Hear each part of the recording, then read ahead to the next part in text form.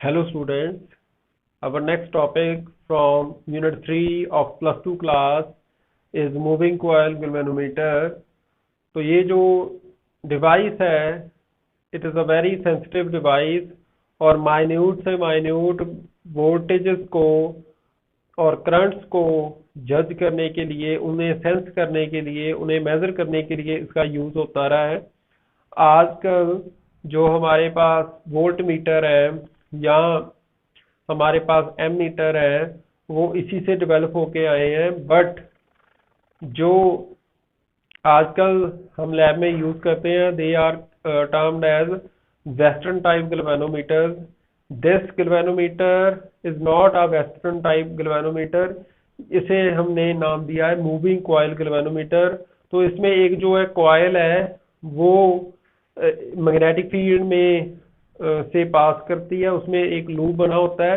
जब आप current pass करो तो जो उसका लूप है which is placed in the magnetic field, तो उस लूप पे जो है टॉर्क एक्ट करना स्टार्ट कर देता है और जो वायर है वो ऑसिलेट करना स्टार्ट कर देती है। उस ऑसिलेशन को हम कैलकुलेट करके हम उसका टाइम पीरियड वगैरह निकाल के हम जो है जज कर सकते हैं कि कितना करंट उसमें से उस वायर में से पास किया है। तो यहाँ पर इस जो लूप है, यहाँ पर किसी भी तरह का लॉस नहीं होता है वोल्टेज का।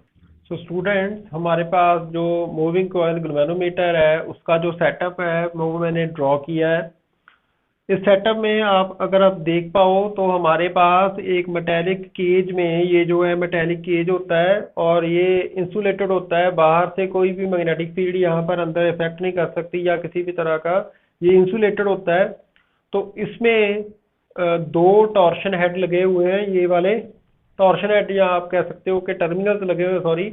तो यहाँ से जो टर्मिनल ये वाला है, यहाँ से T2 टर्मिनल पे आप इनको इनपुट देते हो। से पॉजिटिव टर्मिनल आपने लगाया, जो आपने वोल्टेज फाइंड आउट करनी है उसका।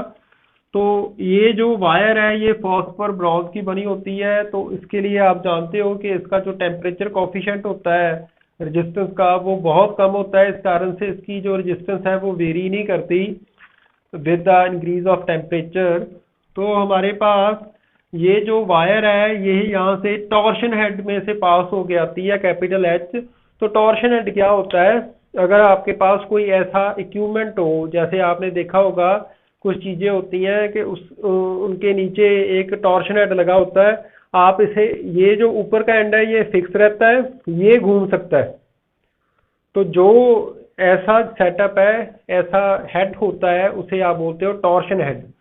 तो अब देखिए कि ये टॉर्शन हेड में से पास होके आ रही है, इसके ऊपर एक मिरर लगा हुआ है यहाँ पर एम। और फर्दर ये जो वायर है वो नीचे जाके एक लूप की फॉर्म में बेंड की हुई है, जहां पर हमारे पास दो जो है सिलेंड्रिकल मैग्नेटिक पोल्स है, एन और एस।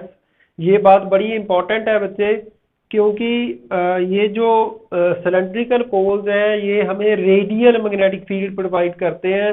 रेडियल मैग्नेटिक फील्ड का मीनिंग यहाँ पर ये आप मान के चलो कि लूप जिस मर्जी पोजीशन में हो, जो मैग्नेटिक फील्ड होगी वो हमेशा परपेंडिकुलर रहेगी इस लूप के जो आपका एरिया वेक्टर होता है लूप का। तो इस कारण से ये रेडियल फील्ड जो है वो मैक्सिमम टॉर्क जो है वो प्रोवाइड करेगी। जैसे हमने पिछले आर्टिकल में पढ़ा कि torque on current carrying loop placed inside a magnetic field. तो हमारे पास ये वही सेटअप है, बट यहाँ पर हमने n नंबर ऑफ टर्न जो है वो इस लूप के माने हैं। अब ये वायर है, ये यहाँ पर हमारे पास एक सेंटर में सॉफ्ट आयरन कोर होता है जो हमारे एडी करंट्स को जो है प्रोड्यूस करता है। और एडी करंट्स प्रोड्यूस होने के साथ डैम्पनिंग जो है वो पॉसिबल होती है। डेड बीट टाइप गैल्वेनोमीटर भी हम इसे बोल देते हैं, जहाँ पर ये सॉफ्ट आयरन कोर, जहाँ पर एडी करंट्स प्रोड्यूस होके, ये आप फोर्थ यूनिट में हम पढ़ेंगे एडी करंट्स क्या होते हैं। बट यहाँ पर एक बात याद आप रख लेना कि एडी करंट्स यहाँ पर प्रोड्यूस होते हैं सॉफ्ट आयरन कोर में। जो जब आपने रीडिंग ले ली इसके साथ मूविंग कॉइल गैल्वेनोमीटर के साथ, तो उसके बाद उसकी डैम्पनिंग जो है वो करते हैं। ये जल्दी से हिलना बंद कर देता है, ऑसिलेट करना बंद कर देता है।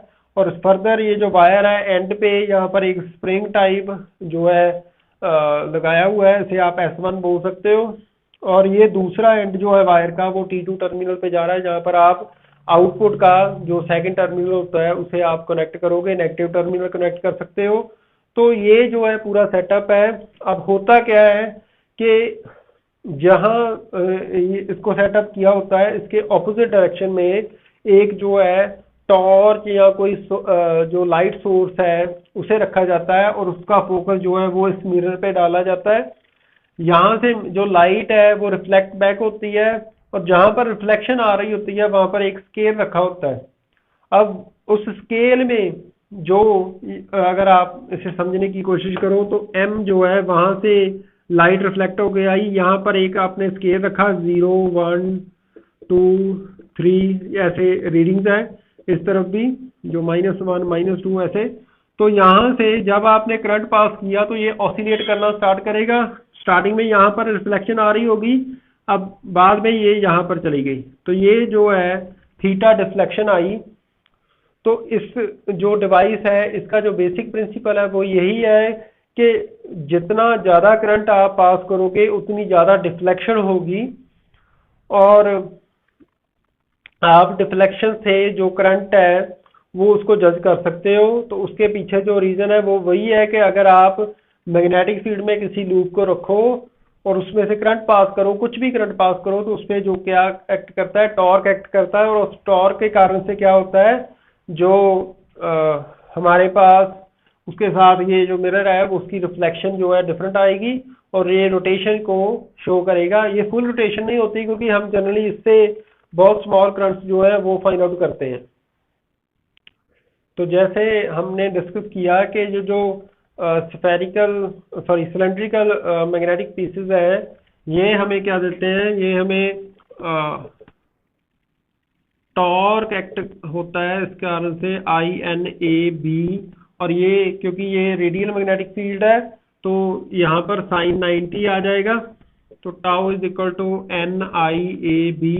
ये टॉर्क एक्ट करता है because of current I passing through the coil. अब इस टॉर्क को जो है अपोज करने के लिए वायर में, क्योंकि इलास्टिसिटी होती है, तो उसमें जो है रिस्टोरिंग टॉर्क एक्ट करता है। तो रिस्टोरिंग टॉर्क जो होता है वो कितना ट्विस्ट इसमें आया उसके प्रोपोर्शनल होगा, क्योंकि यहाँ पर रोटेशन की बात कर रहे हैं। आपने जैसे रिस्टोरिंग फोर्स पढ़ी है +1 में, वैसे ही रिस्टोरिंग टॉर्क है। रिस्टोरिंग फोर्स एक्सटेंशन के प्रोपोर्शनल होती है, इसी तरह टॉर्क जो है वो आपने कितनी रोटेशन करवाई है उसके प्रोपोर्शनल होगा। तो रिस्टोरिंग टॉर्क अगर हम कहें तो that is equal to K phi. यहाँ पर जो टाउ डैश है दैट इज रिस्टोरिंग टॉर्क। तो हमारे पास इक्विलिब्रियम की पोजीशन में क्या होगा, टाउ जो होगा वो टाउ डैश के बराबर, तो K phi is equal to NIAB। तो यहाँ से आप I की वैल्यू निकाल सकते हो, वो क्या आएगी, K अपॉन NAB, और यहाँ पर आ जाएगा फाई। तो आप फाई फाइंड आउट कर लें तो आपके पास करंट की वैल्यू जो है वो आपके पास आ जाएगी। तो ये एक सिंपल सा डिवाइस है जो बहुत सदियां पहले से हम यूज़ कर रहे हैं, जब से हमने ये करंट के साथ जो है कैलकुलेशन स्टार्ट की हैं। ये one of the major devices था, और इसके कारण से आप इसको as a voltage measuring device भी यूज़ कर सकते हो और करंट मेजरिंग डिवाइस भी यूज़ कर सकते हो। तो ये आपके पास रिजल्ट है। ये जो फैक्टर है, ठीक है, तो इसे आप G लिख सकते हो, I is equal to G phi. तो कैपिटल G क्या है हमारे पास, गैल्वेनोमीटर कांस्टेंट। तो ये गैल्वेनोमीटर कांस्टेंट की वैल्यू K अपॉन NAB होती है। इस आर्टिकल में बच्चे हमारे पास एक टर्म आती है करंट सेंसिटिविटी, और सेकंड टर्म है वोल्टेज सेंसिटिविटी। करंट सेंसिटिविटी का मीनिंग क्या होता है, डिफ्लेक्शन। जब हम इसका फॉर्मूला लिखें करंट सेंसिटिविटी,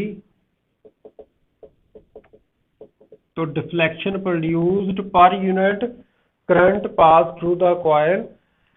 तो सिंपल सी बात है कि गैल्वेनोमीटर जो है वो सेंसिटिव आप किसे बोलोगे, जिस गैल्वेनोमीटर में थोड़ा सा करंट पास करने से भी हमारे पास डिफ्लेक्शन ज़्यादा आ जाए, तो वो डिफ्लेक्शन ज़्यादा शो करेगा, तो हमें मेजरमेंट करनी आसान होगी।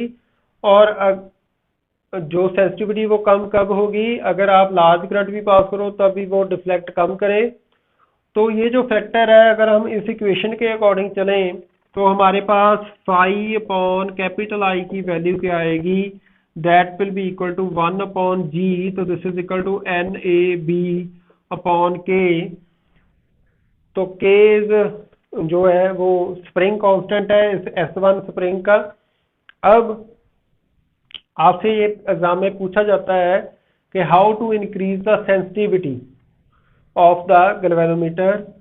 तो हमारे पास जो डिफरेंट फैक्टर्स हैं, number of turns, area, magnetic field and capital K, तो ये जो फैक्टर्स हैं एन ए बी के, ये जो है डायरेक्टली प्रोपोर्शनल है सेंसिटिविटी, और के जो है इनवर्सली प्रोपोर्शनल है। अब देखें कि कौन कौन सी चीज़ें हम चेंज कर सकते हैं। First of all number of turns आप इंक्रीज कर सकते हो to increase the current sensitivity, but उस कारण से ये जो है बल्कि बन जाएगा, तो उसमें जो रेजिस्टेंस है वो बढ़ जाएगी, तो ये आप एक लिमिट से ज़्यादा नहीं कर सकते। एरिया, तो एरिया को इंक्रीज करने की भी एक लिमिट है, आप बहुत बड़ा जो है गैल्वेनोमीटर सेटअप नहीं बना सकते। मैग्नेटिक फील्ड, तो मैग्नेटिक फील्ड को आप लार्ज जो है मैग्नेटिक पोल पीसेस यूज करके आप बना सकते हो, बट उसके लिए भी आपके पास जो सेटअप है वो बहुत बड़ा हो जाएगा। और उसके बाद लास्ट है के is the spring constant. Spring constant को आप कम करके सेंसिटिविटी बढ़ा सकते हो, बट उसकी भी एक लिमिट है, क्योंकि अगर आप कम करोगे तो रिस्टोरिंग टॉर्क वो जो है वो भी कम हो जाएगा। फर्दर इसके बिसाइड जो है हमारे पास वोल्टेज सेंसिटिविटी होती है। अगर हम इस आई को जो ओम्स लॉ है उसके अकॉर्डिंग लिखें, V is equal to I R, तो आपके पास जो वोल्टेज की वैल्यू आएगी, वोल्टेज सेंसिटिविटी की वैल्यू है, वो आप ऐसे लिख सकते हो। तो ये आपके पास एक्सप्रेशन आ जाएगा वोल्टेज सेंसिटिविटी का, फाई अपॉन कैपिटल वी, तो वी की वैल्यू आप आई आर पुट करो, फाई अपॉन कैपिटल आई की वैल्यू हमने ऑलरेडी निकाल रखी है, तो ये आपके पास फाइनल जो है वोल्टेज सेंसिटिविटी बन जाएगी फॉर द गैल्वेनोमीटर। सो हमने इस वीडियो में गैल्वेनोमीटर के रिलेटेड काफ़ी कुछ डिस्कस किया है। अगर आपको इस वीडियो में कोई डाउट है तो प्लीज़ कमेंट बॉक्स में जाके आप मुझसे क्वेश्चन कर सकते हो। I will definitely answer the question, and do like the video and share it with others. और आप मेरे चैनल को प्लीज़ सब्सक्राइब करें और दूसरों को भी ये वीडियोस जो हैं वो फॉरवर्ड करें। Thank you.